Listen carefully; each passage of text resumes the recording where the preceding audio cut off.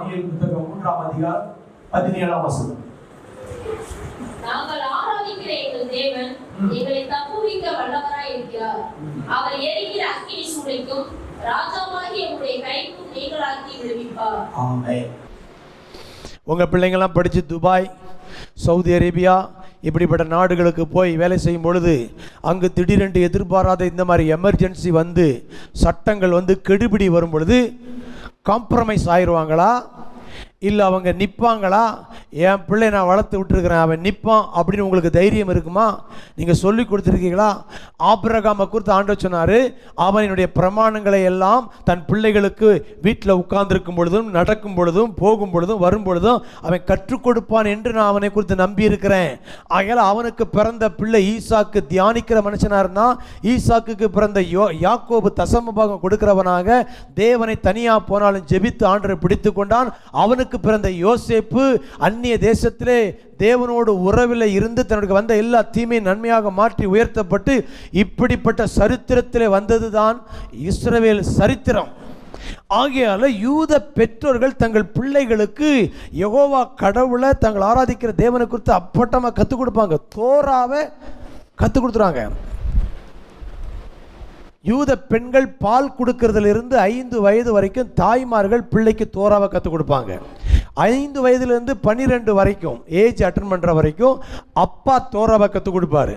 12 வயதுலேருந்து 21 வயது வரைக்கும் பாஸ்டர் கற்றுக் கொடுப்பார், சபையில் கொண்டு விட்டுருவாங்க.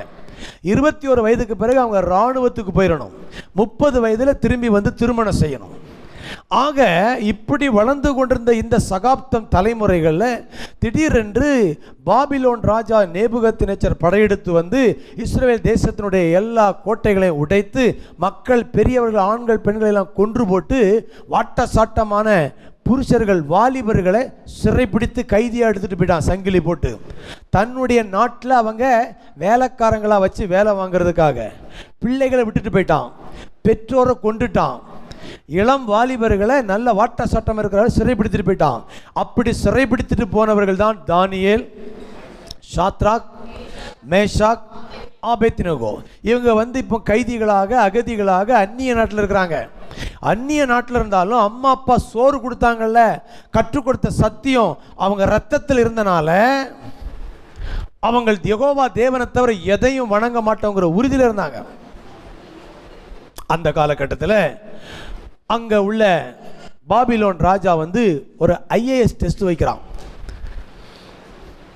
தன்னுடைய கவர்னர் டெஸ்ட் வைக்கிறான். தன்னுடைய மாகாணங்களை விசாரிக்கிறதுக்கு நல்ல பதவி பொறுப்புகள் வருவதற்கு ஒரு பெரிய இன்டெலிஜென்ஸ், ஜென்ரல் நாலேஜ். IASல பெரிய முக்கியமான கேள்வி ஜென்ரல் நாலேஜ் கேட்பாங்க. எல்லா ஏரியாவும் தெரிஞ்சிருக்கணும். GK. இன்டர்வியூ உள்ளே வரும் பொழுது இன்டர்வியூ எடுக்கிற ஆள் இப்படி உட்காந்துருப்பார், அங்கே எதிரில் வந்து உட்காருவாங்க. உள்ளே வந்த உடனே இவங்க படிச்சிருப்பாங்க, மகாத்மா காந்தி, பட்டேல், நேரு இப்படி எல்லாம் படிச்சிருப்பாங்க.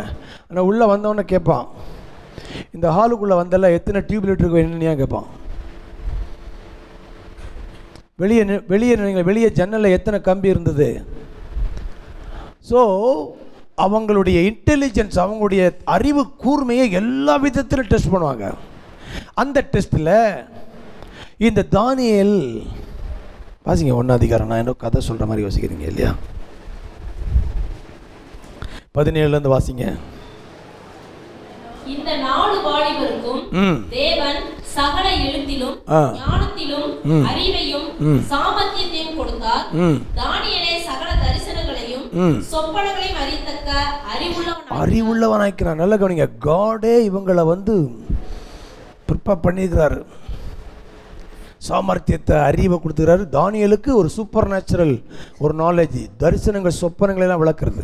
அடுத்த வசனம், அவர்களை ராஜாவினிடத்தில் கொண்டு வருகிறதுக்கு குறித்த நாட்கள் நிறைவேறின போது பிரதானிகளின் தலைவன் அவர்களை நேபுகாத்நேச்சாருக்கு முன்பாக கொண்டு வந்து விட்டான். ராஜா அவர்களோட பேசினார். இன்டர்வியூ பண்றாரு ராஜா, இன்டர்வியூ பண்றாரு. ஃபைனல் டெஸ்ட் இது. அவர்கள் எல்லாருக்குள்ளும் தானியேல், அனனியா, மீஷாவேல், அசரியா என்பவர்களை போல வேறொருவரும் காணப்படவில்லை. இவர்கள் ராஜ சமூகத்தில் நின்றார்கள். 10,000 பேர் வந்த எக்ஸாமில் பல கட்ட பரீட்சையில் தேறி கடைசியில் இந்த 4 பேரும் வேறு ஒருவர் இவங்களைப் போல இல்லைங்கிற அளவுக்கு வந்துட்டாங்க. புத்திக்கும் அடுத்த எந்த விஷயத்தில் ராஜா அவர்களை கேட்டு ஜெனரல் நாலேஜ் எல்லாம் விரல் நுனியில பதில் வச்சிருந்தாங்க, அடி தூக்குறாங்க. அதிலே தன் ராஜ்யம் எங்கும் உள்ள சகல சாஸ்திரிகளிலும் ஜோசியரிலும் அவர்களை 10 மடங்கு சமர்த்தராக கையை தட்டு ஹல்லேலூயா. 10 மடங்கு சமர்த்தராக விஸ்டம், ஸ்பெஷல் இன்டெலிஜென்ஸ் எல்லாத்திலும் டெஸ்ட் வச்சா இவங்க எங்க 10 மடங்கு மற்றவங்களை விட, அவங்க இருக்கிற அவங்க சொந்த நாட்டு மக்களை விட அந்நிய நாட்டிலிருந்து வந்த அகதிகளாய் கைதிகளாக வந்த இவங்க தூக்கி நிற்கிறாங்க. நீங்கள் ஆராதிக்கிற தேவன் உங்களுக்கு ஞானத்தை தருகிறார். கை தட்டுங்க ஹல்லேலூயா. உங்களை சூப்பர் நேச்சுரலாக உயர்த்துறதுக்கான பிளானோடு இருக்கிறாரு. எங்கே போனாலும் கர்த்தர் உன்னை அடிமையாக வைக்க மாட்டார், வாலாக்காமல் கீழாக்காமல். ஸோ தேவனுடைய விருப்பத்தின் தேவனுடைய வழிகள் நடக்கும் பொழுது உங்களை சகல ஜாதிகளையும் மேன்மையாகத்தான் வைப்பார். இப்போ உங்கள் திடீர்னு ஒரு நாள் லாட்ரி அடித்த மாதிரி வரல. இதற்கு பின்னால் அவங்களுடைய பெற்றோர்கள் விதைத்திருக்கிறாங்க, அவங்கள வளர்த்துருக்குறாங்க, அவங்கள ப்ரிப்பேர் பண்ணியிருக்கிறாங்க. ஒவ்வொரு பெற்றோரும் உங்கள் கையில் உங்கள் பிள்ளைகள் 25, 30 வயது வரை 22 வயது இருக்கலாம். அதெல்லாம் உங்கள் வாழ்க்கையில் கொடுக்கப்பட்ட பொற்காலம். அவங்க வாழ்க்கை நீங்கள் விதைக்கிற ஜபம், வார்த்தை, பாவிக்கிற வாழ்க்கை, சபைக்கு சண்டே ஸ்கூலுக்கு நடத்துறதெல்லாம் அவங்க வாழ்க்கை நீங்கள் கொடுக்குற பெரிய இன்வெஸ்ட்மெண்ட். அவங்க அதை வச்சு தான் போய் பிரகாசிப்பாங்க. அல்லேலூயா. வாசிங்க அடுத்த வசனம். கோரேஸ் ராஜ்யபாரம் பண்ணும் 1ஆம் வருஷம் மட்டும் தானியேல் அங்கே இருந்தான். ஸோ இப்போ இவங்க 4 பேரையும் தூக்கி நிறைய மேலமான பொறுப்பில் வச்சாச்சு. இப்போ அந்த ராஜா அவர் சொப்பனம் பார்க்கலாம். அந்த ராஜா 2ஆம் அதிகாரம் 1ஆம் வசனம் வாசிங்க.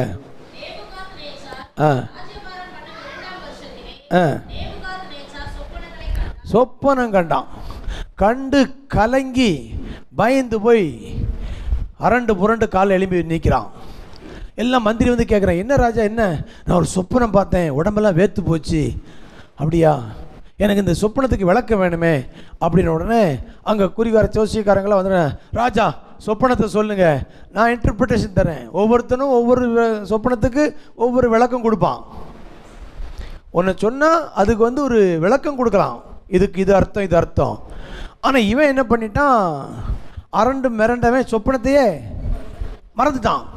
ஆனால் அவன் சொல்லிட்டானா, நீ உண்மையான ஜோசியக்காரனாக இருந்தா நான் கண்ட சொப்பனத்தையும் சொல்லு, அதுக்கு அர்த்தத்தையும், அப்போ நீ சொல்கிறது உண்மை நம்புவேன்ட்டான். ரொம்ப உற்சாகமாக வந்த ஆட்கள்லாம் அப்படியே, இது என்ன இப்படி கேட்குறாரு. இது வந்து வாசிங்க, இல்லை 11ஆம் வசனம். ராஜா கேட்கிற மிகவும் அருமையானது, ஆனா மாசம் பண்ணாத தேவர்களே ஒழிய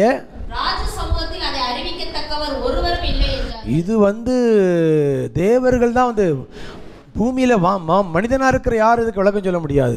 அவரு கண்ட சொப்பனத்தை நாங்கள் சொல்லணுமா? அப்புறம் விளக்கமும் இது எங்கே இருந்துங்க முடியும்? குறிகாரன் ஜோசியக்காரன் கூட முடியாதுன்ட்டான். உடனே ராஜாவுக்கு கடுங்கோவம் வந்துரு, நீங்களாம் எதுக்குடா குறிகாரனா ஜோசியக்காரன், நீ அதை உனக்கு அது நடக்குது இது நடக்குது நீங்கள் எப்படிடா சொல்ல போச்சு? அடுத்த வருஷம் வாசிங்க. மகா உக்கர கோபம் கொண்டு வெட்டு வெட்டு வெட்டி போட்டுறவனலாம். எதுக்கு அவன் உயிரோடு இருக்கிறான்? இவனுக்கெல்லாம் இந்த போஸ்ட்னு சொல்லி அதிரடியான.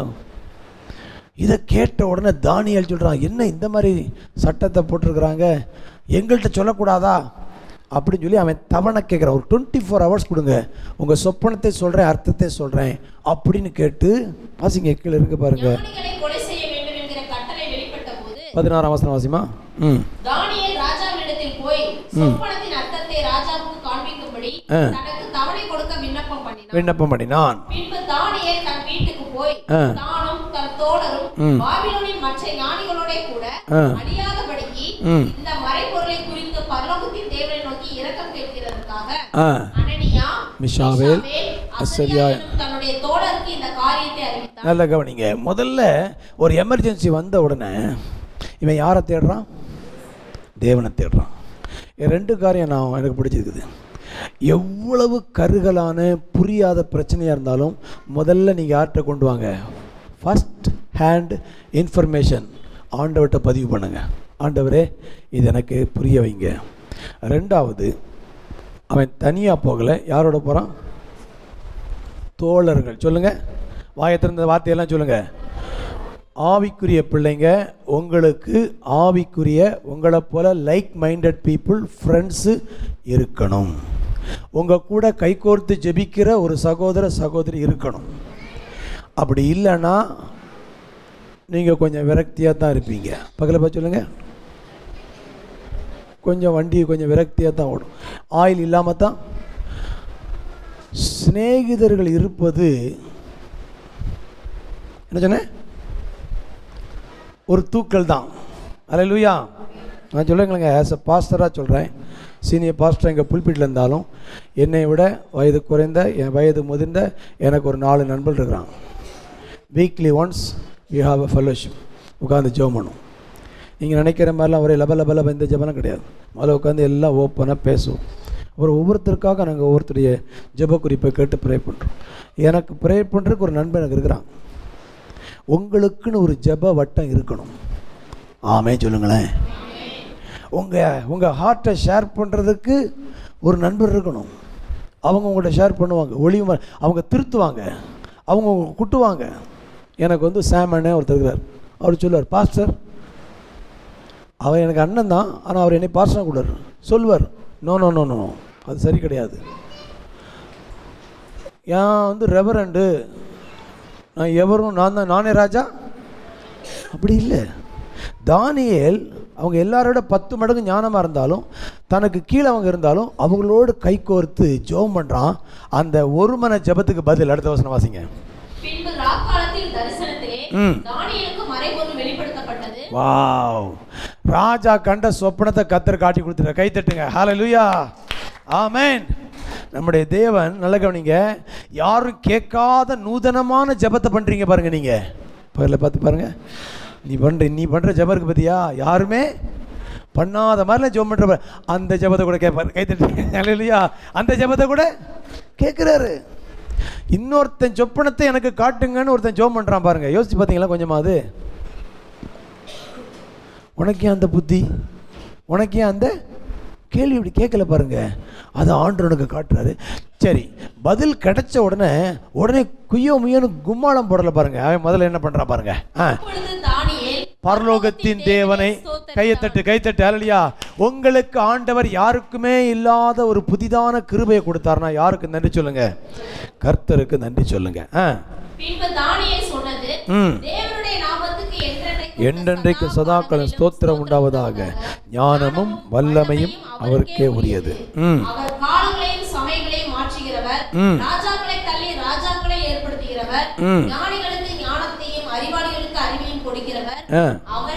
ஆழமும் மறைபுலமானவரை வெளிப்படுத்துகிறார். இருளில் இருக்கிறதை அவர் அறிவார், வெளிச்சம் அவருக்கு தங்கும். தேவனே, நீர் எனக்கு ஞானமும் வல்லமையும் கொடுத்து நாங்கள் உம்மிடத்தில் வேண்டிக் கொடுத்து இப்போது அறிவித்து ராஜாவின் காரியத்தை தெரிவித்தபடியால் உம்மை துதித்து புகழ்கிறேன் என்றார். வாவ், ஹல்லேலூயா.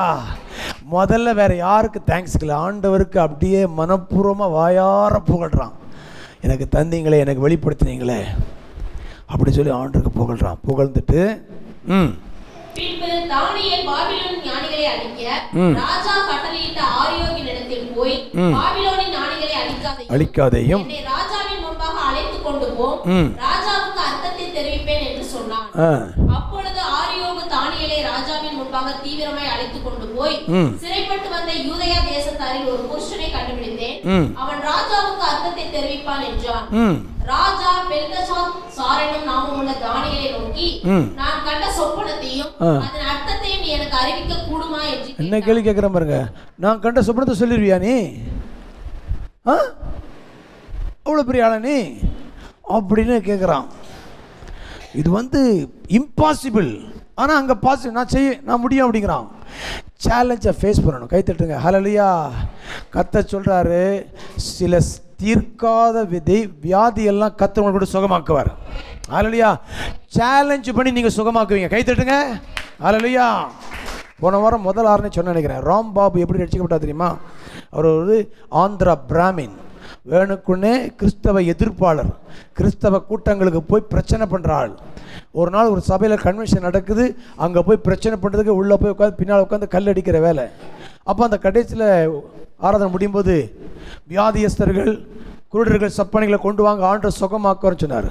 இவருக்கு ஒரு பெரிய சவால், இவனை அசிங்கப்படுத்தணும்னு சொல்லி தன்னுடைய ஃப்ரெண்டு, ஒரு இஸ்லாமிய நண்பனுக்கு பிறந்த ஒரு மகா, அவள் ஊமை செவிடு, பிறந்திருந்து 8-10 வயசு, அந்த வீட்டில் போய் கட்டாயப்படுத்தி அவங்கள்ட்ட பேசி அந்த குழந்தைய கூட்டு வந்து அடுத்த நாள் கூட்டத்தில் வந்து உட்காந்துட்டார்.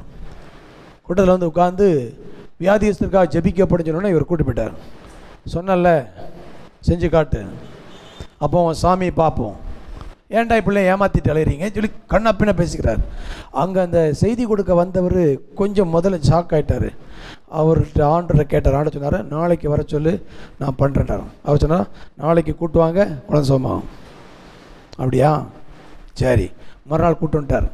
அடியாட்களோட கூட்டு வந்து உள்ள சுகமானா ஓகே, இல்லை அடித்து அங்கே தகராறு பண்ணணும்னு சொல்லி கொண்டு அந்த கூட்டு வந்தால் அந்த பாஸ்டர் மறுநாள் நல்ல வீட்டில் ஜெபம் பண்ணிவிட்டு கத்த சொன்னால் நீங்கள் சுகமாக போ அப்படின்ட்டாரான்.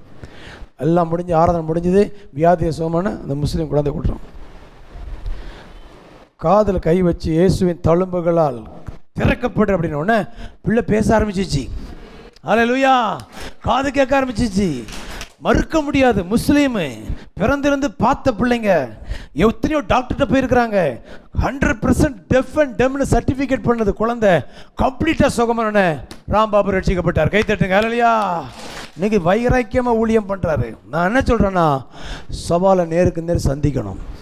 அல்லேலூயா. அது சொல்லிட்டான், பார்த்துடலாம், அறிவிக்க கூடுமோ?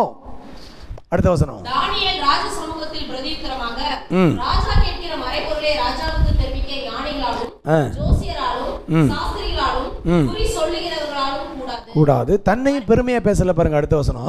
மறைபொருட்களை வெளிப்படுத்துகிற பரலோகத்தில் இருக்கிற தேவன் கடைசி நாட்களில் சம்பவிப்பதை ராஜாவாகிய நேபுகாத்நேச்சாருக்கு தெரிவித்திருக்கிறார். உம்முடைய சொப்பனமும் உமது படுக்கையின் மேல் உம்முடைய தலையில் உண்டான தரிசனங்களும் என்னவென்றால், இதுக்கெல்லாம் ஒரு வைப்ரண்ட் பயங்கரமான மியூசிக் கொடுத்துருக்கோன்னு நான் நினைக்கிறேன். இல்லையா? ஆமாம், இதெல்லாம் ஒரு படம் எடுத்தா சும்மா அப்படியே அதிர்ற மாதிரி மியூசிக் போட்டு வந்திருக்கணும். என்னவென்றால், ராஜாவே உம்முடைய படுக்கையில்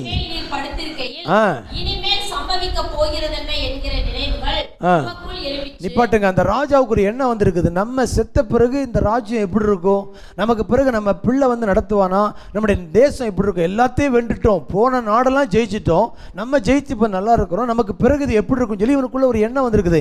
இவன் என்ன யோசிச்சிருக்கிறாங்கிறோ கருத்தை சொல்றாரு பாருங்க. அப்படி ஒரு எண்ணத்தோடு தான் படுத்துனீங்க. உமக்கு தெரிவித்தார். ஒரு அந்நிய ராஜாவுக்கு நடக்கிறத கர்த்தருக்கு சொல்றாரு பாருங்க. உயிரோடு இருக்கிற எல்லாரை பார்க்கிலும், இதான் மேட்டர், உயிரோடு இருக்கிற எல்லாரை பார்க்கிலும் எனக்கு அதிக ஞானம் உண்டு என்பதினாலே அல்ல, அர்த்தம் ராஜாவுக்கு தெரிய வரவும் உம்முடைய இருதயத்தின் நினைவுகளை நீர் அறியவும் இந்த மறைபொருள் எனக்கு வெளியாக்கப்பட்டது. தன்னை பெருமையாக பேசாமல் கர்த்தரை பேசி ராஜாவுக்கு அது வெளிப்படுத்த வேண்டும் என்று அவன் இதை சொல்றான். ரைட். ராஜாவே, நீர் ஒரு பெரிய சிலையை கண்டீர். ராஜாட்ட சொல்றான், இவனே மறந்துட்டான். சொல்றான், நீங்க என்ன பார்த்தீங்க? ஒரு பெரிய சிலையை பார்த்தீங்க, பிரம்மாண்டமான சிலையை. அதன் பெரிய சிலை மிகுந்த பிரகாசமா இருந்தது, அது உமக்கு எதிரே நின்றது, அதன் ரூபம் பயங்கரமா இருந்தது.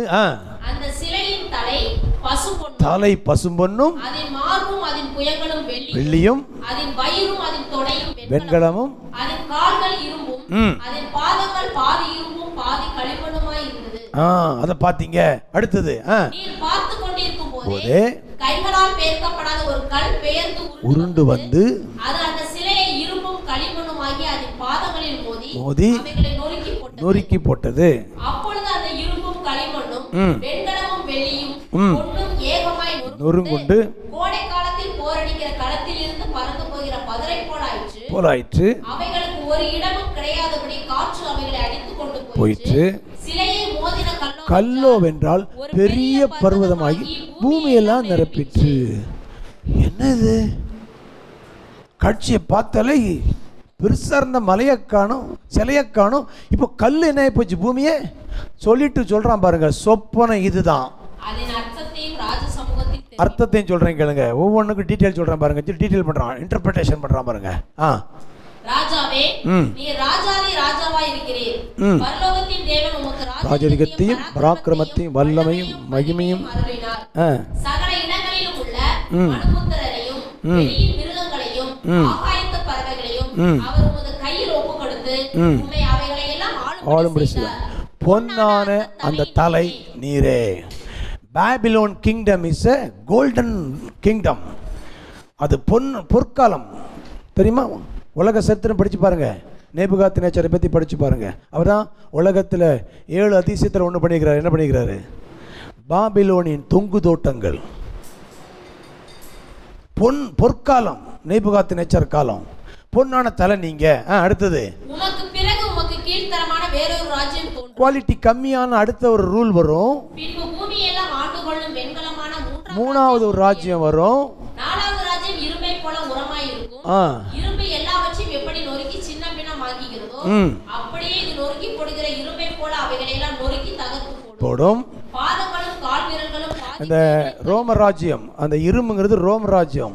அலெக்சாண்டர் முழு உலகத்தை அடிச்சு தோசம் பண்ணி இந்தியாவில் வந்து கொசு கடிச்சு செத்து போயிட்டார். பாதி இரும்புமாய் இருக்க நீ கண்டீரே, அந்த ராஜ்யம் பிரிக்கப்படும். ஆகிலும் களிமண்ணோட இரும்பு கலந்திருக்க நீர் கண்டபடியே இரும்பினுடைய உறுதியில் கொஞ்சம் அதிலே இருக்கும். கால் விரல்கள் பாதி இரும்பும் பாதி களிமண்ணுமாய் இருந்தது என்னவென்றால் அந்த ராஜ்யம் ஒரு பங்கு உரமும் ஒரு பங்கு நெரிசலுமாய் இருக்கும். நீர் இரும்பை களிமண்ணோட கலந்ததாக கண்டீரே, அவர்கள் மற்ற மனுஷரோட சம்பந்தம் கலப்பார்கள். ஆகிலும் இதோ களிமண்ணோட இரும்பு கலவாதது போல அவர்கள் ஒருவரோட ஒருவர் ஒட்டி கொள்ளாது இருப்பார்கள். அந்த ராஜாக்களின் நாட்களிலே பரலோகத்தின் தேவன் என்றென்றைக்கும் அழியாத ஒரு ராஜ்யத்தை எழும்ப பண்ணுவார். இது இயேசு கிறிஸ்துவின் ராஜ்யம். ஹல்லேலூயா. இதான் இயேசு கிறிஸ்துவின் ராஜ்யம். இது வந்து நேபுகாத்நேச்சாருக்கு அவனுடைய ராஜ்யத்திலிருந்து அடுத்து நடக்கக்கூடிய மேதிய பெர்ஷியது, அடுத்த ரோம், அப்படி வரிசையாக அதனுடைய ராஜ்யங்களாக காமிச்சு இயேசு கிறிஸ்து பிறப்பு காமிக்கிறாரு. அந்த ராஜ்யம் வேறு ஜனத்துக்கு விடப்படுவதில்லை. ஒரு கையால் பெயர்க்கப்படாமல் மலைந்து பெயர்ந்து உருண்டு வந்து இருமையும் வெண்கலத்தையும் களிமண்ணையும் வெள்ளியும் பொன்னையும் நொறுக்கினதை கண்டே அது அப்படியே அந்த ராஜ்யங்களை நொறுக்கி நிர்மூலமாக்கி தானோ இன்றைக்கு வரைக்கும் நிலைத்திருக்குது. கைத்தட்டுங்க. ஹல்லேலூயா. இது இயேசு கிறிஸ்துனுடைய பரலோக ராஜ்யத்தை குறித்து காட்டுது. இதை சொல்லிக்கிட்டு அடுத்து அடிக்கிறான் பாருங்க பாயிண்ட். இனிமேல் சம்பவிக்க போகிறதை மகாதேவன் ராஜாவுக்கு தெரிவித்திருக்கிறார். சொப்பனம் நிச்சயம், அதன் அர்த்தம் சத்தியம். ஹல்லேலூயா. கன்ஃபியூஷனே கிடையாது. கைத்தட்டுங்க. இன்டர்பிரேஷன் கொடுத்தா, ப்ராஃபஸி கொடுத்தா எப்படி கொடுக்கணும்? ஹல்லேலூயா. இதை சொன்ன உடனே கேட்ட ராஜா ரெஸ்பான்ஸ் பாருங்க. அடுத்த வசனம். அப்பொழுது ராஜாவாகிய நேபுகாத்நேச்சார் முகங்குப்புற விழுந்து யாருக்கு முன்னால? யாரை வணங்கி? தானியேலை வணங்கி அவனுக்கு காணிக்கை செலுத்தவும் தூபம் காட்டவும் கட்டளையிட்டான். சாம்பிராணி போட்டான். கை தட்டுங்க. ஹல்லேலூயா. கர்த்தர் உங்களுக்கு ஞானத்தை கொடுத்தானா ராஜாக்கள் உங்களை வணங்குவார்கள். ஹல்லேலூயா. சொல்றேன், இதெல்லாம் சீக்கிரமா நடக்கும். ஆமென்.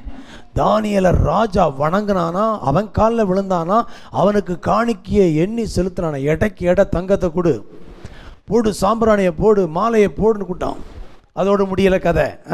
ராஜா தானியேலை நோக்கி, நீ இந்த மறைபொருளை வெளிப்படுத்தினபடியால் நீயாய் உங்கள் தேவனே தேவர்களுக்கு தேவனும். கை தட்டுங்க. ஹல்லேலூயா. நீ ஆராதிக்கிற தேவன் தான் தேவர்களுக்கு ராஜாக்களுக்கு ஆண்டவரும் மறைபொருட்களை வெளிப்படுத்துகிறவருமாய் இருக்கிறார் என்றார். அது மட்டுமல்ல, அடுத்த வசனம். ராஜா தானியேலை பெரியவனாக்கி அவனுக்கு அநேகம் சிறந்த வெகுமதிகளை கொடுத்து அவனை பாபிலோன் மாகாணம் முழுவதுக்கும் அதிபதியாகவும் பாபிலோனில் உள்ள சகல ஞானிகளின் மேலும் பிரதான அதிகாரியாகவும். பாபிலோனியன் எம்பையர் நீங்க போய் படிச்சு பாருங்க. பாபிலோனியன் எம்பையர் ஃபுல்லா இவனை லீடர் ஆக்கி வச்சுட்டான். அடுத்த வசனம் வாசிங்க. தானியேல் ராஜாவை வேண்டிக் கொண்டதின் பேரில் இவன் ஒரு ரெக்கமெண்ட் பண்றான், தன்னுடைய ஃப்ரெண்ட்ஸுக்காக ரெக்கமெண்ட் பண்றான், ராஜாட்ட சிபாரிசு பண்றான். பண்ணனால அவன் சாத்ராக், மேஷாக், ஆபேத்நேகோ பாபிலோன் மாகாணத்து காரியங்களை விசாரிக்கும்படி வைத்தான். தானியேலும் என்றால் ராஜாவின் கொலுமண்டபத்தில் இருந்தான். எங்க இருந்துக்கிறாரு? வாழ்ந்தா இப்படி வாழணும். கை தட்டுங்க. ஹல்லேலூயா. வாழ்ந்தா இப்படி வாழணும். கர்த்தர்லாம் அவருடைய பிள்ளைங்களை பாருங்க, அந்நிய தேசத்துல அடிமையா வைக்கல. கர்த்தர் சொல்றாரு, நான் பூமியின் உயர்ந்த ஸ்தலங்களிலே உன்னை ஏறி இருக்க பண்ணுவேன். ஹல்லேலூயா. பொய் சொல்ற தேவன் இல்லைங்க. கொலு மண்டபத்தில் இருக்கிறான். அந்நிய நாட்டில் போனவன் கொலு மண்டபத்தில் இருக்கிறான். இப்போ ஒரு ப்ரமோஷன். இப்போ தான் நல்ல கவனிங்க, உங்களுடைய உயர்வை விரும்புகிறவர் நம்முடைய தேவன். உங்களை எப்படியாவது சான்ஸ் கிடைச்சா மேலே தூக்கி வைக்கிறதுக்கு ஆண்டவர் வாய்ப்பு பார்க்குறாரு, அதை செய்கிறார். ஆனால் நீங்கள் எப்பெல்லாம் உயர்த்தப்படுறீங்களோ அப்பெல்லாம் ஒருத்தனுக்கு பொறுக்காது. அது யாரு? பிசாசு. அவனுக்கு பொறுக்கலை. அவன் இதை எப்படி இதை டேமேஜ் பண்ணலான்னு சான்ஸ் பார்த்துட்டு இருக்கிறான். அந்நிய தேசத்தில் வந்து என்னுடைய ஆட்சியில் இருக்கிற இந்த தேசத்தில் இவன் ராஜாவை மாறிட்டானா? அடுத்த அதிகாரம் வாசிங்க.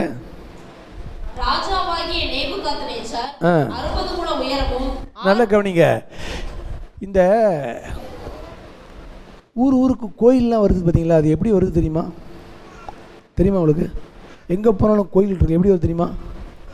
இந்த தேவன் ஆராதிக்க, இந்த விக்கிரகத்தை ஆராதிக்கிறவங்க இதேமாரி சொப்பனம் கண்டு பயந்துருவானுங்க. பயந்த உடனே அங்கே உள்ள குறிகாரன்ட்ட போனால் அவன் சொல்லுவான், அந்த கிணத்து பக்கத்தில் ஒரு கோயிலை வை, அம்மாவுக்கு என்ன வை, ஒரு என்னச்சு குலதெய்வம் வீடு இது கட்டு, மாடம் கட்டு, அங்கே இதை கட்டு. இந்த ஊர்களுக்கு வந்த கோயிலுக்கு பின்னாலாம் ஒரு கதை இருக்கும். ஏதோ ஒருத்தனுக்கு சொப்பனம் கண்டு இல்லை ஒருத்தனுக்கு பயந்துருப்பான். உடனே ஒருத்தனுக்கு குறியாக போனால் அங்கே நீ அந்த செங்கல் நட்டி அதை வை, இங்கே இதை வை, இப்படின்னு சொல்லி சொப்பனம் கண்டவெல்லாம் கட்டினதான் கோயில்கள். இவன் பாருங்க இப்படி ஒரு சொப்பனம் கண்டிருக்கான். சொப்பனம் கண்டு கத்திர விளக்கம்னு சொல்லிட்டாரு. இவன் என்ன பண்ணிட்டான்? அந்த சிலையை பார்த்தான் பார்த்தீங்களா? இவன் என்ன பண்ணிட்டான்? வாசிங்க. நேபுகாத்நேச்சார் 60 முழ உயரம் 6 முழ அகலம் பொற்சிலையை பண்ணுவித்து, அடேங்க அப்பா, ஒரு பயங்கரமான பிரம்மாண்டமான சிலையை நிப்பாடிச்சிட்டான். அதாவது தன்னுடைய பிரஸ்டீஜ். இவன் தான் இந்த நேபுகாத்நேச்சார் தான் நான் கட்டின மகா பாபிலோன் அல்லவான் பெருமையாக பேசும் பொழுது தான் கர்த்தர் என்னவா மாற்றிட்டார்? 7 வருஷம் என்னவா மாற்றிட்டாரு? மாடாக மாற்றிட்டாரு. நகெல்லாம் வளர்ந்து ரோமெல்லாம் வளர்ந்து பனி தோட்டத்தில் கட்டி போட்டான். இந்த 7 வருஷமும் அந்த பாபிலோனை ஆண்டது யார் தெரியுமா? தானியேல் தான் ரூல் பண்ணியிருக்கிறான். ராஜா மாடாக இருக்கிறான்னு மக்களுக்கே தெரியாதான். எப்படி சொல்ல முடியும்? மாடாக ஆகிட்டான்னா போச்சு. ஏன்னா கத்துறதுக்கு முன்னாடி எச்சரித்தார், நீ தாழ்மையாக இருந்தால் நீ தப்பிச்ச, இல்லாட்டினா நான் கட்டின மகா. நான் ஏதோ கதை சொல்கிற மாதிரி பேய் மொழி முடிச்சுட்டு இருக்கீங்க. தயவுசெய்து புக்கெல்லாம் படிங்க. புதுசாக கேட்குற மாதிரி கேட்டுருக்கீங்களே, அதுக்கு போனால் இப்போ எனக்கு டைம் போயிடும். அதனால் கொஞ்சம் வேகமாக போகிறேன். பாருங்கள், இதை நிப்பாட்டிட்டு அடுத்த வசனம் வாசிங்க. பின்பு ராஜாவாகிய நேபுகாத்நேச்சார் தேசாதிபதிகளையும் அதிகாரிகளையும் தலைவரையும் நியாயாதிபதிகளையும் பொக்கிஷக்காரரையும் நீதி சாஸ்திரிகளையும் விசாரிப்புக்காரரையும் நாடுகளில் உள்ள உத்தியோகஸ்தர் யாவரையும் நேபுகாத்நேச்சார் ராஜா நிறுத்தின சிலையின் பிரதிஷ்டைக்கு வந்து சேர்ந்து எல்லாம் IAS IPS கவர்னர் எல்லாம் வாங்கட்டான். அங்க மேல இருந்து கூப்பிடுற மாதிரி எல்லாரையும் வர சொல்லிட்டாங்க. பிரதிஷ்டை நல்ல கவனிங்க. அவங்களுக்கு அது வந்து கேஷுவல். எல்லாம் மற்ற இந்த யூதர்களை தவிர மற்ற யாரும் எதையும் வணங்குவாங்க. நீ எதிரில் வந்தால் கூட நினச்சிவாங்க உனக்கு நாங்கள் கேரள ரவுண்டுக்கு கிறிஸ்மஸ் தாத்தா கூப்பிட்டு போனோம். ஒரு அம்மா என்ன பண்ணிட்டாங்க, தாத்தா பார்த்த உடனே நேராக சாஸ்தாங்க வந்து கும்பிட்டு. இப்படிப்பட்ட ஆட்கள் தான் நம்ம நாட்டில் இருக்கிறாங்க. அதனால் அவங்களுக்கு அது மேட்டரே கிடையாது. ஆனால் யூதர்களுக்கு அப்படி கிடையாது. எந்த மனிதனையும் வணங்க மாட்டாங்க, யெகோவாவை வணங்க மாட்டாங்க. அதனால் இந்த டிக்ளரேஷன் வந்து மற்றவங்களுக்கு ப்ராப்ளமே இல்லை. நேபுகாத்நேச்சார் இந்த சீசனில் தானியேல் வந்து ஒரு மிகப்பெரிய ராஜ வேலையாக அடுத்த நாட்டுக்கு அனுப்பப்பட்டிருந்த 6 மாதமாக. அப்போ தானியேல் கிடையாது அந்த இடத்துல. வாசிங்க. அப்பொழுது தேசாதிபதிகளும் அதிகாரிகளும் தலைவரும் நியாயாதிபதிகளும் பொக்கிஷக்காரரும் நீதி சாஸ்திரிகளும் விசாரிப்புக்காரரும் நாடுகளில் உள்ள உத்தியோகஸ்தர் யாவரும் ராஜாவாகிய நேபுகாத்நேச்சார் நிறுத்தின சிலையின் பிரதிஷ்டைக்கு வந்து நேபுகாத்நேச்சார் நிறுத்தின சிலைக்கு எதிராக நின்றார்கள். எல்லாம் காலையில பரேடு, ஆர்மி மிலிட்டரி பரேடு போட்டு பெரிய பிரதிஷ்டை வந்திருக்கு, நிக்கிறான்.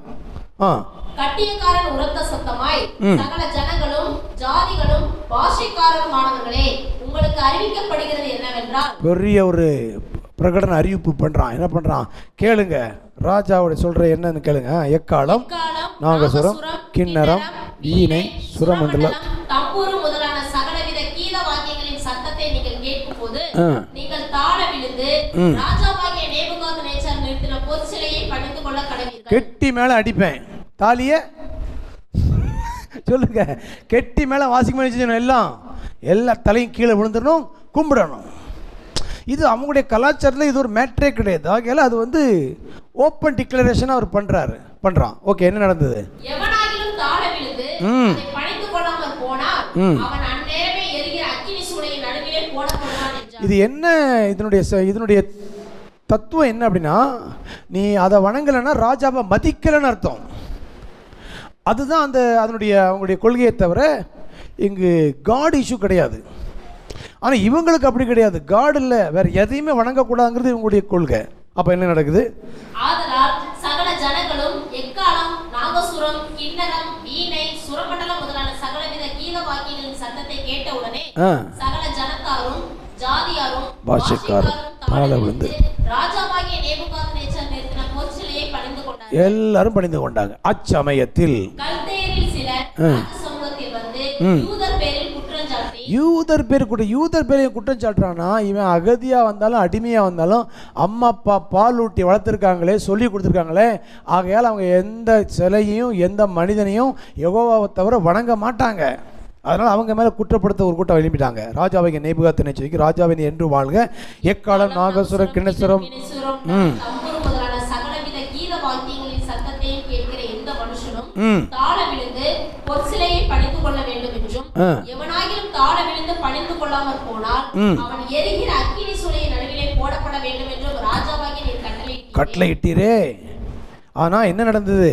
பாபிலோன் மாகாணத்தின் காரியங்களை விசாரிக்கும்படி நீர் ஏற்படுத்தின சாத்ராக், மேஷாக், ஆபேத்நேகோ என்னும் யூதரான மனுஷர் இருக்கிறார்களே, அவர்கள் ராஜாவாகிய உம்மை மதிக்கவில்லை. இதான் மேட்டர். ராஜாவாகிய உம்மை மதிக்கவில்லை. அவர்கள் உம்முடைய தேவர்களுக்கு ஆராதனை செய்யாமலும் நீர் நிறுத்தின பொற்சிலையை பணிந்து கொள்ளாமலும் இருக்கிறார்கள் என்றார்கள். நான் சொன்னது போல இங்க ஏன் தானியேல் வரலன்னா, தானியேல் அபிஷியல் ட்ரிப்பா வெளியே போயிருக்கிறார். அதான் ஹிஸ்டரி சொல்றது. அடுத்த வசனம். அப்பொழுது நேபுகாத்நேச்சார் உக்கிரம் கோபம் கொண்டு, இப்போ இவங்க மேலேயே இவன் கோபம் கட்டுறானா, இந்த சாத்ராக், மேஷாக், ஆபேத்நேகோவை இந்த நேபுகாத்நேச்சார் ராஜா டைரக்டா சந்தித்தது கிடையாது. தானியேலை பற்றி தெரியும். தானியேலுக்கு அவன் மேலே வச்சிருக்கிற மதிப்பு அவருக்கு தெரியும். அவன் வணங்காமல் இருந்திருந்தான்னா ராஜா உண்மையிலே ஒன்றும் சொல்லிக்க மாட்டான். ஆனால் இந்த சாத்ராக், மேஷாக், ஆபேத்நேகோ வந்து தானியேலுடைய சிபாரிசின் பேரில் நியமிக்கப்பட்டவர்கள். ஆகையால இவங்களை குறித்து அவனுக்கு தெரியாது டைரக்டா. அதனால இவங்க தானியேலுடைய ஆளுநே தெரியாமல் என்ன பண்ணிட்டான், பயங்கர கோவப்பட்டான். உக்கிர கோபம் கொண்டு சாத்ராக், மேஷாக்கை, ஆபேத்நேகோ அழைத்து வரும்படி கட்டளையிட்டான். அவர்கள் அந்த புருஷரை ராஜாவின் சமூகத்தில் கொண்டு வந்து போது நேபுகாத்நேச்சார் அவர்களை நோக்கி, சாத்ராக், மேஷாக், ஆபேத்நேகோ என்பவர்களே, நீங்கள் என் தேவர்களுக்கு ஆராதனை செய்யாமலும் நான் நிறுத்தின பொற்சிலையை பணிந்து கொள்ளாமலும் இருந்தது மெய்தானா? உண்மையாதானா அப்படின்னு கேட்டுட்டு அடுத்த வருஷம் சொல்றான், ஒரு சான்ஸ் தர்றேன், மறுபடியும் ஒரு சான்ஸ் தரேன், விழுந்து வணங்கினீங்கன்னா நல்லது, இல்லாட்டினா உங்களை என்ன பண்ணு தெரியாது தூக்கி போட்டுருவேன். உங்களை கடைசி வார்த்தை பாருங்க, அடுத்த வசனம், உங்களை என் கைக்கு தப்புவிக்க போகிற தேவன் யார் என்றான். இதை சொன்ன உடனே தான் நல்ல கவனிங்க, அக்கினி சோதனையில் தான் அவங்களுடைய ரியல் ஆண்டவர் மேல் இருக்கிறவங்களுடைய பற்றுறுதி வெளிப்படும். அவங்க சொல்கிறாங்க, சாத்ராக், மேஷாக், ஆபேத்நேகோ என்பவர்கள் ராஜாவை நோக்கி, நேபுகாத் ராஜாவே கூட கிடையாது, நேச்சாரே, இப்பதான் சொல்றாரு, நாங்கள் ஆராதிக்கிற தேவன் எங்களை கைத்தட்டுங்க. ஹல்லேலூயா. பைபிள்ல இந்த வசனம் எங்க வருதுன்னா, ஒரு அக்கினி சோதனையின் நடுவில் சவால் விட்ட வார்த்தைகள். நாங்கள் ஆராதிக்கிற தேவன் எங்களை தப்புவிக்க வல்லவர், எரிகிற அக்கினி சூளைக்கு ராஜாவை உடைய கைக்கும் எங்களை தப்புவிப்பார். எங்கள் தேவன் முதல்ல காப்பாற்றுற கடவுள் எங்களுக்கு நல்லா தெரியும். ஒருவேளை அடுத்த வசனம் இன்னும் ஒரு படி கூட வந்து இன்டென்ஷனலா சொல்றாங்க பாருங்க, தப்புவிக்காமல் போனாலும் நாங்கள் உம்முடைய தேவர்களுக்கு ஆராதனை செய்வதும் இல்லை, நிறுத்தின பொற்சிலையை பணித்துக் கொள்வதும் இல்லை என்று ராஜாவாகிய உமக்கு தெரிந்திருக்க கடவுது என்றார்கள். அப்பா, ஒருவேளை அப்படிப்பட்ட ஒரு இரத்த சாட்சியா தான் நாங்க மரிக்கனா கூட நாங்க நினைச்ச மாட்டோம், தயங்க மாட்டோம், ஆனா உங்களை வணங்க மாட்டோம். இதை கேட்ட உடனே இருக்கிற கோபம் எங்க வந்துச்சு, தலைக்கு ஏறி போச்சு. வாசிங்க அடுத்த வருஷம் என்ன கோபம், முகமெல்லாம் செவந்து போச்சு.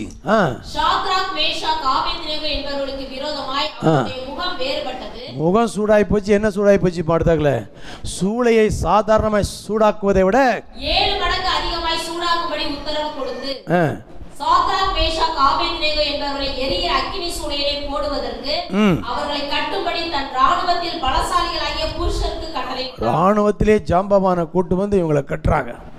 அப்பொழுது அவர்கள் தங்கள் சால்வைகளோடும் நிசார்களோடும் பாகைகளோடும் மற்ற வஸ்திரங்களோடும் கட்டப்பட்டு எரிகிற அக்கினி சூளையின் நடுவிலே போடப்பட்டார்கள். இங்க ஒரு பாயிண்ட் சொல்றேங்களுங்க. சில நேரம் நீங்க ஆண்டவருக்கா நின்று ஆண்டு எங்களை காப்பாற்றுன்னு சொல்லி விசுவாச வீர பேச்செல்லாம் பேசுவீங்க, பேசிட்டு தான் இருக்கிறீங்க. அப்படிதான் உங்க பாஸ்டர் உங்களை பயிற்சி கொடுத்துட்டாரு. இப்படி பேசி உங்களுக்கு காப்பாத்தல, எங்க தள்ளி விட்டாரு? இது ஒரு ஆவிக்குரிய பிரச்சனை. இந்த நிறைய பேர் என்னன்னா, நான் நல்ல விசுவாசமாக தான் பேசினேன், கபடி தழும்புல சுகமான பேசினேன், அப்படி பேசினேன், இப்படி பேசினேன், எனக்கு நடக்கலை அப்படின்னு உடனே நிறைய பேருக்கு என்ன ஆகுன்னா என்ன செஞ்சிருவாங்க? சோர்ந்து போயிடுவாங்க. ஆண்டவரை நம்ம சொத்துக்காகவும் அற்புதத்துக்காகவும் அடையாளத்துக்காக பின்பற்றுவோமா, சீஷனாக பின்பற்றுவோமான்னு கர்த்தர் பார்க்குறார். தன்னைத்தான் வெறுத்து தன் சிலுவை எடுத்து என்னை பின்பற்ற எனக்கு சீஷனாக இருக்க. சில நேரங்களில் உங்களை நீங்கள் காப்பாற்றுவார், நீங்கள் சொல்கிறீங்க உண்மைதான், ஆனால் உள்ளே போட்டுட்டீங்க. அப்போ தள்ளி விடாமலே இருந்திருக்கலாமே, இவங்களை கட்டும் பொழுதே ஒரு ஷாக் அடிச்சிருக்கலாமே, ராஜாவுக்கு ஒரு ஷாக் அடிச்சிருக்கலாமே, ஐயோ இவங்களை வேண்டாம்ப்பா உள்ளே போடணும், இப்படிலாம் ஒரு டிசைன் ஒரு சூப்பர் நேச்சர் பண்ணி அப்படிலாம் பண்ணலை, உள்ளே போயிட்டாங்க. நிறைய நேரங்களில் சில நேரங்கள் நமக்குள்ள பிரச்சனைக்குள்ளே நம்ம தள்ளப்பட்டுருவோம், டார்ச்சருக்குள்ளே வந்துடுவோம். ஆனால் ஒன்று புரியணும், ஏசாயால ஏற்கனவே சொல்லியிருக்கிறாரு, நீ அக்கினியில் நடந்தாலும் வேகாதிருப்பாய், அக்கினி ஜுவாலை உன் பேரில், நீ ஆறுகளை கடக்கும் பொழுது நான் உன்னோடு இருப்பேன்னு சொல்லியிருக்கிறாரு. ஆகையால சில நேரம் சவால் வரும்பொழுது இப்படிப்பட்ட சோதனைக்குள் நம்ம தள்ளப்பட்டாலும் சோர்ந்து போயிடாதீங்க. அடுத்த கட்ட தேவனுடைய அற்புதங்கள் இருக்கிறது. வாசிங்க. ராஜாவின் கட்டளை கடுமையாய் இருந்தபடியினாலும் சூளை மிகவும் சூடாக்கப்பட்டிருந்தபடியினாலும் அக்கினி ஜுவாலையானது சாத்ராக் மேஷாக் ஆபேத்நேகோ என்பவர்களை தூக்கி கொண்டு போன புருஷரை கொன்று போட்டது. தூக்கிட்டு போனால் செத்து போயிட்டான், ஜாம்பவானா. அவ்வளவு சூடா இருந்திருக்குது. சாத்ராக் மேஷாக் ஆபேத்நேகோ என்னும் அந்த மூன்று புருஷரும் கட்டுண்டவர்களாய் எரிகிற அக்கினி சூளையின் நடுவிலே விழுந்தார்கள்னே போட்டிருக்குது. விழுந்தார்கள். அதாவது அவங்களுடைய உறுதியானது நெருப்பை விட உறுதியாக இருந்திருக்குது. இப்போதான் ஆண்டவர் சூப்பர் நேச்சுரல் இன்டர்வென்ஷன், இயற்கைக்கு அப்பாற்பட்ட தலையிடுதல் ஆண்டவர் உள்ள வராரு பாருங்க. வாசிங்க. அப்பொழுது ராஜாவாகிய நேபுகாத்நேச்சர் பிரமித்து தீவிரமாய் எழுந்திருந்து தன் மந்திரிமார்களை நோக்கி, மூன்று புருஷரை அல்லவோ கட்டுண்டவர்களாக அக்கினியிலே போடுவித்தோம் என்றான். அவர்கள் ராஜாவுக்கு பிரதியுத்தரமாக, ஆம் ராஜாவே என்றார்கள். அதற்கு அவன், இதோ 4 பேர் விடுதலையாய் அக்கினியின் நடுவிலே உலாவுகிறதை காண்கிறேன். அவர்களுக்கு ஒரு சேதமும் இல்லை. 4ஆம் ஆளின் சாயல் தேவபுத்திரனுக்கு ஒப்பாய். வாவ், கரங்களை தட்டி ஹல்லேலூயா. 4வது ஆளின் சாயல் தேவபுத்திரனுக்கு ஒப்பாய். நீ அக்கினியின் நடுவுல நடந்தாலும் உன் கூட இயேசு கிறிஸ்து வருவாரு. ஹல்லேலூயா. தேவபுத்திரன் சொல்லி அவங்க சொல்லல, ராஜா சொல்றான். அவங்க கூட இருக்கிறத அவங்க பார்க்கல, ராஜா பார்க்கறான். நான் சொல்றேன், நீங்க பிரச்சனைக்குள்ள போகும்பொழுது உங்க கூட இருக்கிறது உங்களுக்கு தெரியாம இருக்கலாம், ஆனா மற்றவர்கள் பார்க்கத்தக்க விதத்தில் ஆண்டவர் நிரூபித்து காட்டுவார். அல்லேலூயா. அடுத்து வாசிங்க. அப்பொழுது நேபுகாத்நேச்சர் எரிகிற அக்கினி சூளையின் வாசலண்டைக்கு வந்து உன்னதமான தேவனுடைய தாசராகிய சாத்ராக் மேஷாக். முதல்ல நிப்பாட்டுங்க. முதல்ல கூப்பிடும் பொழுது வெறும் பேரை சொல்லி கூப்பிட்டான். இப்போ எப்படி கூப்பிடுறான்? மரியாதையா கூப்பிடுறான். உன்னதமான தேவனுடைய தாசராகிய சாத்ராக் மேஷாக் ஆபேத்நேகோ என்பவர்களே, நீங்கள் வெளியே வாருங்கள் என்றான். அப்பொழுது சாத்ராக் மேஷாக் ஆபேத்நேகோ என்பவர்கள் அக்கினியின் நடுவில் இருந்து வெளியே வந்தார்கள். தேசாதிபதிகளும் அதிகாரிகளும் தலைவரும் ராஜாவின் மந்திரிகளும் கூடி வந்து அந்த புருஷனுடைய சரீரங்களை அக்கினி பலஞ்செய்யாமல் அவருடைய தலைமேல் கருவாமலும் அவருடைய சால்வைகள் சேதப்படாமலும் அக்கினியின் மனம் அவர்களிடத்தில் வீசாமலும் இருந்ததை அக்கினியின் மனம் கூட அவங்களிடத்தில் வீசாமலும் இருந்ததை கண்டார்கள். ஹல்லேலூயா. தேவன், நீங்க ஆராதிக்கிற தேவன் தப்புவிக்க வல்லவர் என்பதை அவர் ப்ரூஃப் பண்ணி காமிப்பார். கரங்களை தட்டி ஹல்லேலூயா. ஆமென். கதை முடியல. வாசிங்க. அப்பொழுது நேபுகாத்நேச்சர் வசனித்து, சாத்ராக் மேஷாக் ஆபேத்நேகோ என்பவர்களுடைய தேவனுக்கு ஸ்தோத்திரம். யார ஸ்தோத்திரம்? உன்னைய என் கையிலிருந்து எந்த கடவுள் எந்த சாமி காப்பாத்துறாரு பார்க்கலாண்டான்னு சொன்ன அந்த நேபுகாத்நேச்சர் சொல்றான், சாத்ராக் மேஷாக் ஆபேத்நேகோ என்கிற தேவனுக்கு ஸ்தோத்திரம். அவர்கள் தங்களுடைய தேவனை தவிர வேறொரு இதான் யூதருடைய கலாச்சாரம். தங்கள் தேவனை தவிர வேறொரு தேவனையும் சேவித்து பணியாமல் அவரையே நம்பி ராஜாவின் கட்டளையை தள்ளி தங்கள் சரீரங்களை ஒப்புக் கொடுத்ததினால் அவர் தமது தூதனை அனுப்பி தம்முடைய தாசரை விடுவித்தார். வாவ், அவன் சொல்றான், ராஜா சொல்றான், தூதனை அனுப்பி தேவன் அவங்களே உங்களை எப்படி காப்பாத்தின ஆண்டவருக்கு தெரியும். கதை முடியல. அடுத்த வசனம் வாசிங்க. ஆதலால் சாத்ராக் மேஷாக் ஆபேத்நேகோ என்பவர்களுடைய தேவனுக்கு விரோதமாக தூஷண வார்த்தையை சொல்லுகிற எந்த ஜனத்தானும் எந்த ஜாதியானும் எந்த பாஷைக்காரனும் துண்டித்து போடப்படுவான். சட்டம் நான் சொல்றேங்க, உங்களுக்காக ராஜாக்கள் சட்டத்தை மாற்றுவார்கள். கரங்களை தட்டி ஹல்லேலூயா. உங்களுக்காக சட்டம் உங்களுக்கு ஃபேவரா மாறும். அநேக நேரங்கள் நம்ம நினைக்கிறோம் காம்ப்ரமைஸில் போகிறேன். இல்லை, நீ ஆண்டருக்கா நின்னா உனக்காக தேசத்தின் சட்டங்களையே கர்த்தர் மாற்றுவார். என்னாலே தீர்மானிக்கப்படுகிறது. கடைசி வார்த்தை பாருங்க, இவ்விதமாய் அவன் வீடு எருக்களமாக்கப்படும் என்று என்னாலே தீர்மானிக்கப்படுகிறது. இவ்விதமாய் ரட்சிக்கத்தக்க தேவன் ஒருவரும் இல்லை என்றார். கரங்களை தட்டுவோம் அந்த ஆண்டவருக்கு. இவ்விதமாய் ரட்சிக்கத்தக்க தேவன் ஒருவரும் இல்லை. கதை முடியல. பின்பு ராஜா சாத்ராக் மேஷாக் ஆபேத்நேகோ என்பவர்களை பாபிலோன் தேசத்திலே உயர்த்தினான். கரங்களை தட்டி கர்த்தரை மகிமைப்படுத்துவோமா. நீங்கள் சோதனையில போராட்டத்தில் கர்த்தருக்காக நிற்கும் பொழுது அந்த சவால்களை வென்றெடுக்க தேவன் உங்க கூட வருவார். நீங்க வென்றெடுப்பீங்க. அதற்கு பிறகு நீங்க சோதனை நின்றபடினால கர்த்தர் உங்களுக்கு உயர்வை கொண்டு வருவார். ஹல்லேலூயா. ப்ரமோஷன். முன்னாடி இருந்த ஸ்தானத்தை விட அவர்களுக்கு இன்னும் உயர்வை கர்த்தர் கொடுத்தார். இப்போ சொல்றேன், சோதனை உங்களை கீழே தள்ளுறதுக்கல்ல, சோதனை உங்களை மேலே கொண்டு போய் கர்த்தர் மாற்றுவா. பிசாசு உங்களுக்கு தீமை செய்யும் பொழுது கர்த்தர் அந்த தீமையை நன்மைக்கு ஏதுவாக மாற்றுவார். ஹல்லேலூயா. ஒருவேளை இந்த நாட்கள் அக்கினி சோதனை மாதிரி சில காரியங்கள் உங்கள் குடும்பத்துக்குள்ளே போய் கொண்டிருக்கலாம். மென்டல் டார்ச்சர் ஒரு அக்கினி சோதனை, ஃபினான்ஸ் ப்ராப்ளம் ஒரு அக்கினி சோதனை, வியாதி ஒரு அக்கினி சோதனை, உங்களை தூக்கத்தை கெடுத்து உங்களை டார்ச்சர் பண்ணிருக்கலாம். ஆனால் இதை நடுவில் நீங்கள் தனியாக இல்லை, கர்த்தர் உங்க கூட இருக்கிறார். ஹல்லேலூயா. ரெண்டாவது, அதிலிருந்து உங்களை வெளியே கொண்டு வருவார். நீங்கள் அதில் ஆண்டவர் நம்பி இருந்தபடினாலே கர்த்தர் உங்களுக்கு உயர்வை கட்டளையிடுவார். ஹல்லேலூயா. தானியேலின் தேவனுடைய நிழல்ல நீங்க வாழக்கூடாது. உங்க தேவன், உங்க பேரை சொல்லி உன்னுடைய தேவன் சொல்லப்பட வேண்டும். முதல்ல சொல்லும் பொழுது தானியேலின் தேவன், இங்க சொல்லும் பொழுது சாத்ராக் மேஷாக் ஆபேத்நேகோ என்பவர்களின் தேவன். இப்போ சொல்றீங்க, பைபிள்ல ஆபிரகாமின் தேவன், தாவீதின் தேவன், ஈசாக்கின் தேவன், யாக்கோபின் தேவன், இந்த பஞ்சப்பாட்டை பாடிட்டு இருக்குதாங்க. இன்றைக்கு சரித்திரம் எதை பார்க்குதுன்னா உங்க பேரை சொல்லி காட்வின் தேவன் என்று சொல்லப்பட வேண்டும். கரங்களை தட்டி ஹல்லேலூயா. இந்த காட்வின் தேவனை போல தப்புவிக்கிறவர் ஒருவரும் இல்லைன்னு சொல்லணும். நம்ம இன்னொருத்தருடைய தேவனுடைய நிழல்ல குளிர் காய்ஞ்சிட்டு இருக்கிறோம். இன்னொருத்தருடைய அற்புதத்தில் நம்ம சந்தோஷப்பட்டு கொண்டிருக்கிறோம். கர்த்தர் உங்க வாழ்க்கையில ப்ரூவ் பண்ணி உங்கள் தேவன் என்பதை நிரூபித்து காட்ட விரும்புகிறார். ஹல்லேலூயா. நாங்கள் ஆராதிக்கிற தேவன். அடுத்த ஒரு வார்த்தை சொல்லி முடிக்க போறேன். 6:16 தானியேல். ராஜா இந்த வார்த்தைகளை கேட்டபோது தன்னில் மிகவும் சஞ்சலப்பட்டு தானியேலை காப்பாற்றும்படிக்கு அவன் பேரில் தன் மனதை வைத்து அவனை தப்புவிக்கிறதற்காக 16 அப்பொழுது ராஜா கட்டளையிட அவர்கள் தானியேலை கொண்டு வந்து அவனை சிங்கங்களின் கெபியிலே போட்டார்கள். ராஜா தானியேலை நோக்கி, நீ இடைவிடாமல் ஆராதிக்கிற உன் தேவனை தப்புவிப்பார் என்றார். கரங்களை தட்டி கர்த்தரை மகிமைப்படுத்துங்க. ஒரு தீர்க்கதரிசனம் சொல்லி முடிச்சிடுறேன். நாங்கள் ஆராதிக்கிற தேவன் சொல்லி நீங்கள் முதல்ல உங்கள் வாழ்க்கையில் தெளிவாக இருந்தீங்கன்னா ஒரு சீசன் வரும், உங்களை பார்க்குறோன்னு சொல்லுவாங்க, உங்களுக்கே ஒரு பிரச்சனை வந்தால் கூட சொல்லுவாங்க, நீங்கள் வேறு மாதிரி யோசிப்பீங்க. ஆனால் சொல்லுவாங்க, ஏய் உங்கள் சாமி உன்னை காப்பாற்றிடுவாருடா, உங்கள் சாமி உன்னைய. கிறிஸ்தவர்களை குறித்து புறஜாதிகள் வாயில் வரக்கூடிய வார்த்தை இப்படி தான் இருக்கணும். எங்களுக்கெல்லாம் பிரச்சனை வந்தால் நாங்கள் போயிடுவோம், ஆனால் உங்களுக்கு பிரச்சனை வந்தால் உங்கள் சாமி. இங்க ராஜா சொல்றான், நீ இடைவிடாமல் ஆராதிக்கிற தேவன் உன்னைய. அங்க அவங்க சொன்னாங்க, நாங்க ஆராதிக்கிறது எங்களை தப்புவே சொன்ன, அதை ப்ரூவ் பண்ணாங்க. ஆனா இங்க பழகி போனதுனால, கேள்விப்பட்டதுனால இந்த ராஜா சொல்றான், உனக்கு பிரச்சனை வந்தா உங்க சாமி உன்னைய காப்பாத்திரும்.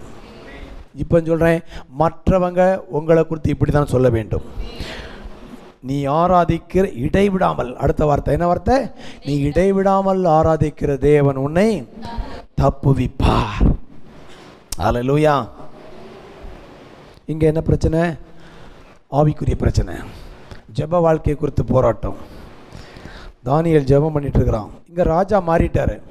நேபுகாத்நேச்சார் செத்து, அவங்க பையன் பெல்ஷாசர் வந்து அவன் செத்து, அவந்த நாட்டை வந்து மேதிய பெர்சிய ராஜ்யம் வந்து ஜெயித்து தரியு ராஜாவாக இருக்கிறான். தரியுவுக்கு தானியேலும் தெரியாது, அங்கே வாழ்ந்தவங்க யாரும் தெரியாது, நேபுகாத்நேச்சார் தெரியாதுன்னா புதுசாக வந்துக்கிறான். ஆனால் ஏற்கனவே இருக்கிற அமைச்சர்களை அங்கங்கே கவர்னர்களை போட்டுட்டான். அதில் தான் தானியேல் இருக்கிறான். அதனால் இவன் இந்த இன்சிடெண்ட் எதுவுமே தெரியாது. அப்படி ஆனாலும் தானியேல் மேலே இவனுக்கு ஒரு பெரிய நம்பிக்கை உண்டு. அவன் ஒரு தேவ மனிதன், அவனை குறித்து கேள்விப்பட்டிருக்கிறான். அதனால் அவன் மேலே ரொம்ப ரிகார்டு உண்டு. ஆனால் இந்த கல்தையர் குறி சொல்கிறவங்களாம் இவன் மேலே பொறாமை, இவனை எப்படி கவுத்தலானே சான்ஸ் பார்த்துட்டு இருக்கிறாங்க. அப்படி இருக்கும் பொழுது எந்த விஷயத்திலும் குற்றப்படுத்த முடியல. கடைசியில் ஒரு பாயிண்ட் கண்டுபிடிச்சாங்க, இவன் வந்து யூதன். முஸ்லீமுக்கும் யூதர்களுக்கும் ஒரு பழக்கம் உண்டு. இப்போ கூட சொல்கிறேன், ஏரிக்கரில் மதுரவாயில் இருக்கிற மசூதி கூட மெக்காவை பார்த்து தான் இருக்கும். தெரியுமா உங்களுக்கு? ஒரு இஸ்லாமியர்கள் எதை பார்த்தா தொழுவாங்க? எந்த ஊரில் நீங்கள் மசூதி பார்த்தாலும் அது மெக்காவை திசைக்கு நேராக தான் அந்த மசூதி கட்டுவாங்க. அதே போல் இது முஸ்லீமுக்கு எப்படி கண்டுபிடிச்சாங்கன்னா, அது அவங்க கண்டுபிடிப்பு கிடையாது. யூதர்கள் உலகமெங்கும் சிதறி போனால் கூட எருசலேமுக்கு நேராகத்தான் அவங்க தேவாலயத்தை ஜபாலயத்தை கட்டுவாங்க. எருசலேமுக்கு நேரத்தை அவங்க ஜபம் பண்ணுவாங்க. ஏன்னா எருசலேம் யாருடைய நகரம்? தேவனுடைய நகரம். ஆக நேபுகாத்நேச்சார் பாபிலோனில் சிறைப்பட்டு கைதியாக வந்து ராஜாவா அடுத்த பதவியில் இருந்தாலும் இவன் எப்பொழுது எருசலேமுக்கு நேராக ஜன்னலை திறந்து வச்சு ஜெபிக்கிற பழக்கம். எந்த விஷயத்திலும் குற்றப்படுத்த முடியாது. கடைசியில் பார்த்தாங்க, இவன் அடிக்கடி ஜோம் பண்ணுறானே அப்படின்னு சொல்லிட்டு என்ன பண்ணுறாங்க, அவன் அந்த விஷயத்தை குற்றப்படுத்த ராஜாவுக்கே தெரியாமல், ராஜா இப்போ தான் புதுசாக ராஜா வந்திருக்கிற அமைச்சரை ராஜா வந்திருக்கனால இந்த இவங்கெல்லாம் சேர்ந்து ஒரு திட்டம் போடுறாங்க. அடுத்த ஒரு மாதம் யாரும் ராஜாவை தவிர வேறு யாரையும் நினச்சக்கூடாது, வணங்கக்கூடாது, ஒரு சட்டம் போடுங்க, கையெழுத்து போடுங்க ராஜா அப்படின்னு சொல்லி ராஜாட்ட ஒரு பெர்மிஷன் வாங்கி கையெழுத்து போடணும். போட்டுட்டு பார்க்குறாங்க. யாரை பார்க்குறாங்க? தானியேலை பார்த்தா நினச்சிடான், தினமும் தான் செய்து வந்தபடியே. வாசிக்கிறீங்களா 6ஆம் அதிகாரத்தில்?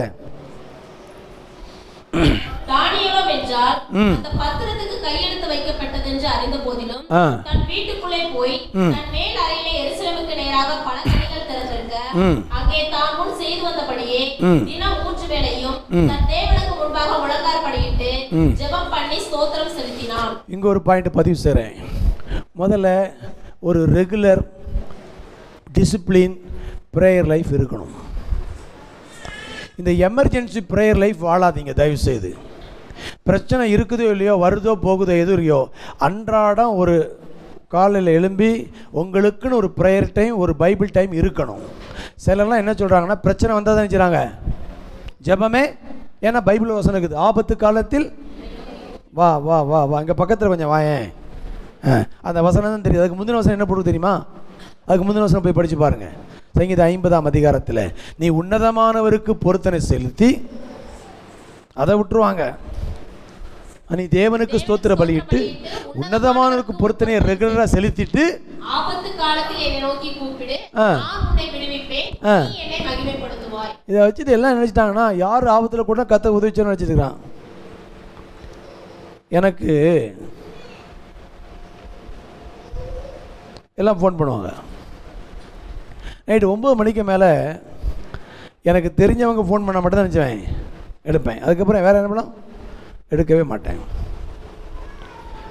ஒரு நைட்டு சம்மந்தமே இல்லை, ஒரு ஃபோன் வந்தது 11:30 நம்மளால் எடுக்கலை. திரும்ப மறுநாள் காலை 9 மணிக்கு எப்படி, யாருப்பான்னு, எதுக்கு பண்ணுற, நீ யார், போன கிழவை அப்படின்னு.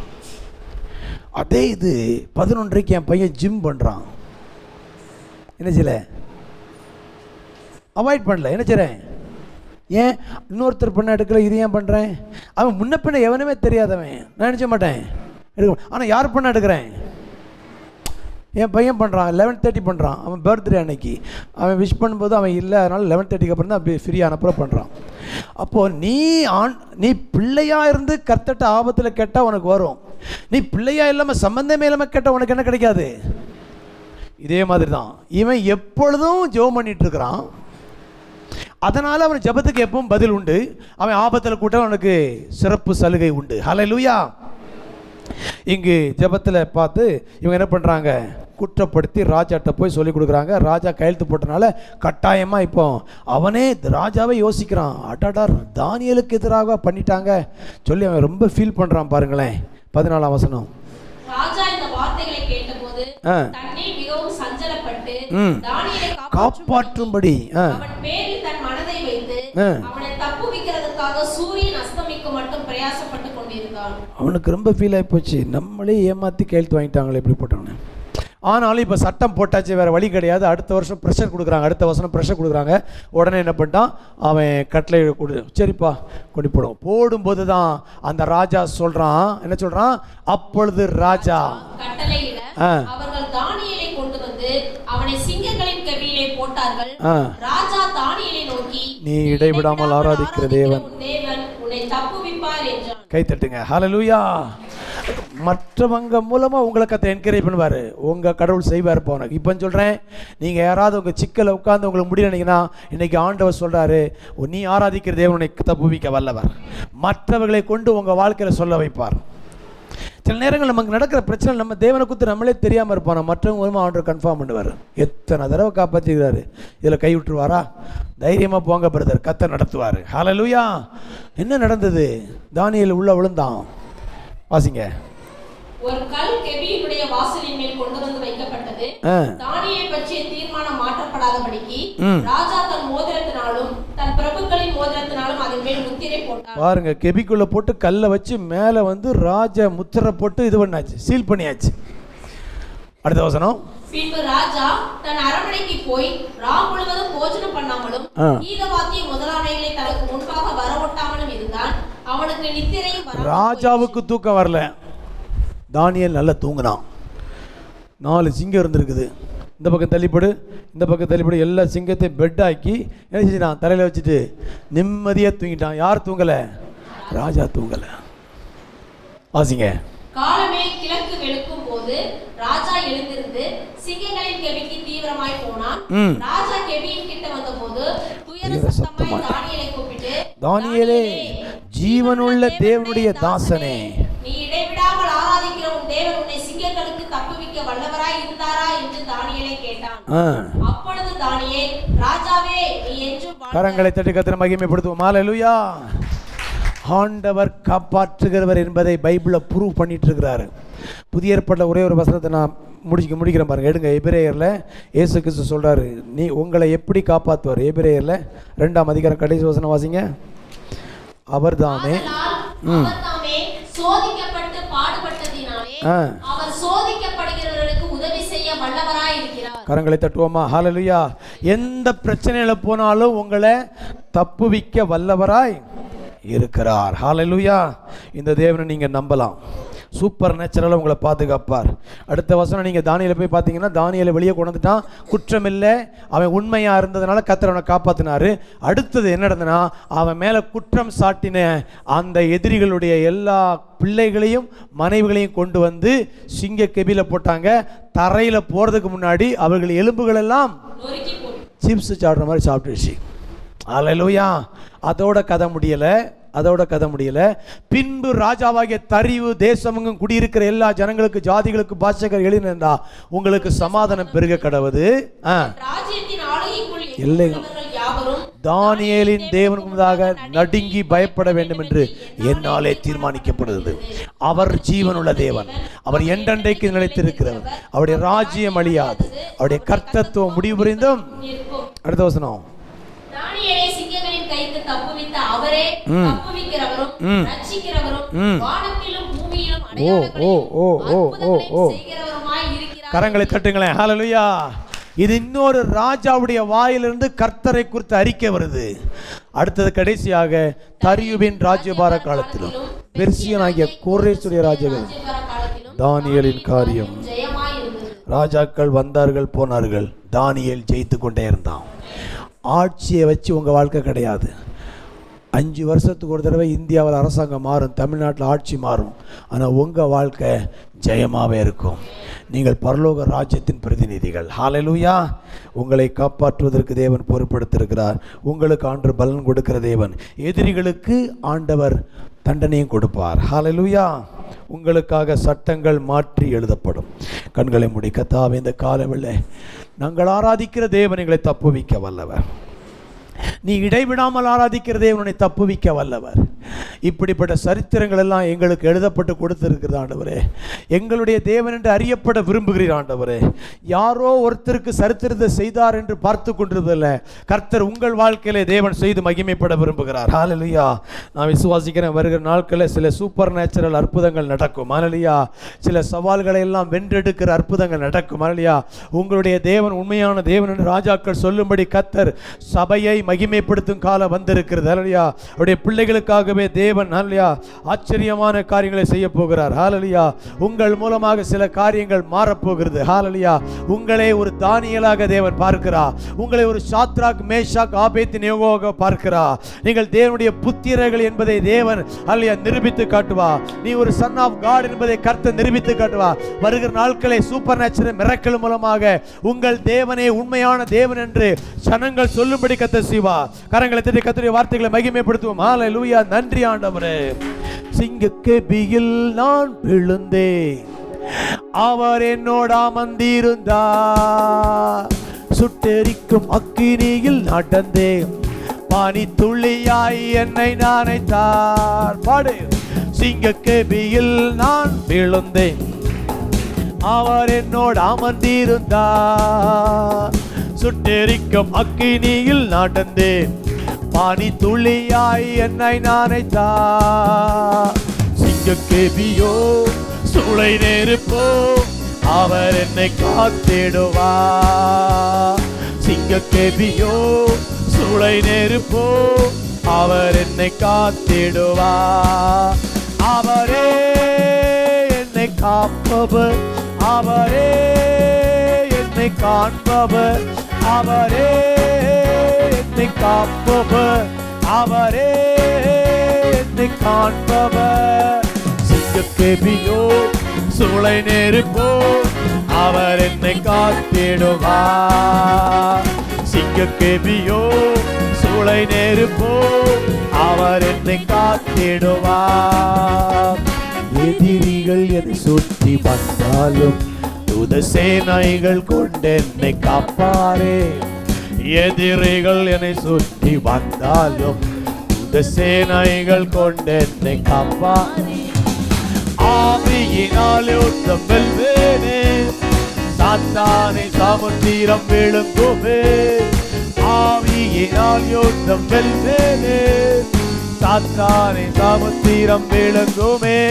அவரே என்னை காப்பவர், அவரே என்னை காண்பவர், அவரே என்னை காப்பவர், அவரே என்னை காண்பவர். சிங்கக்கெபியோ சூளை நெருப்போ, அவர் என்னை காத்திடுவார். சிங்கக்கெபியோ சூளை நெருப்போ, அவர் என்னை கரங்களை தட்டி ஹல்லேலூயா. ஆண்டவர் நம்மை காக்கிறவர், தப்புவிக்கிறவர், விடுவிக்கிறவர். ஹல்லேலூயா. அவர் செய்ய வல்லவர். திருவிருந்து காரியங்கள் உங்கள் கையில கொடுக்கப்படும். உங்கள் கையில கொடுக்கப்பட அப்பம் ரசமும் என்ன அடையாளம்? தப்புவிக்கிற தேவனுடைய அடையாளம். தப்புவிப்பதற்கு தான் தேவன் சிலுவையிலே ரத்தம் சிந்தினார், சரீரத்தை பிக்க கொடுத்தார். இதுதான் சாவி. தப்புவிக்கிற தேவனுடைய ஒரு திறவுகோல் தான் உங்கள் கையிலே அப்பமாக ரசமாக கொடுக்கப்படும். இந்த பாடலை பாடும் பொழுது உங்கள் கையிலே கொடுக்கப்பட்டிருக்கும். ஹல்லேலூயா.